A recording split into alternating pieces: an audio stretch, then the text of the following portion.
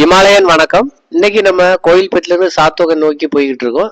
இந்த சாலையில ஒரு கைவிடப்பட்ட நிலையில ஒரு பழங்கால பிள்ளையார் கோயில் இருக்கிறதா கேள்விப்பட்டு உங்களுக்கு நான் காட்டுறதுக்காக அது போய்கிட்டு இருக்கேன். ஓடப்பட்டி பிள்ளையார் கோவில், சின்ன ஓடைப்பட்டி, பெரிய ஓடைப்பட்டின்னு 2 கிராமம் இந்த இடத்துல இருக்கு. அந்த இடத்துல தான் அந்த கோயில் இருக்கு.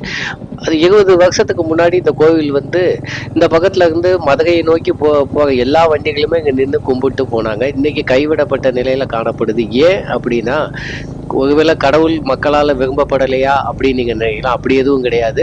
தேசிய நெடுஞ்சாலை 7 முந்தி இருந்துச்சு. அது அப்ப 4 வழிச்சாலையா மாத்துனாங்க. இப்ப 44 பேர் மட்டும் வச்சிருக்காங்க. இந்த ரோட என்ன பண்ணாங்கன்னா, வலது பக்கமா கிட்டத்தட்ட 100 மீட்டர் தள்ளி போட்டாங்க. இது லிங்க் ரோட்ல, அதாவது அணுகு சாலையில இருக்குது.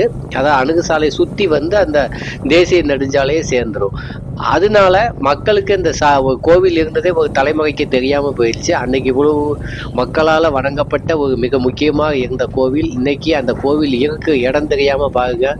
எந்த ஒரு ஆள் நடமாட்டமும் இல்லாம, தானியங்களுக்கு கதுகடிக்கிற ஒரு களமாக, அதே போல எந்த நடமாட்டமும் கிடையாது. அந்த கோயிலுக்கு முன்னாடி பார்த்தா உங்களுக்கு தெரியும், எந்த நடமாட்டமும் கிடையாது. பூக்கடை கூட எப்பயுமே சாத்தி தான் கிடக்குது. அப்படி ஒரு நிலைக்கு வந்துருச்சு பாருங்க. ஒரு ரோட இன்னொரு இடத்துல மாத்தி போட்டா எவ்வளவு பெரிய நிலை ஏற்படுது அப்படின்னு சொல்லி.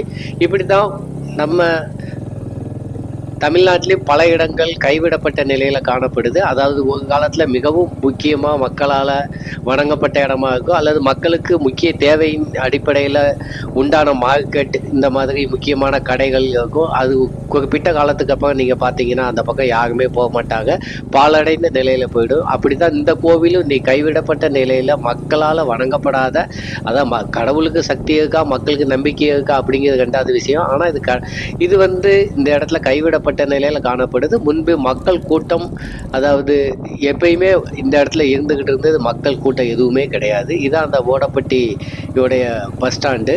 தேசிய நெடுஞ்சாலை 44க்கு வந்துட்டா. மீண்டும் ஒரு பதிவில் விரைவில் சந்திக்கின்றேன். நன்றி.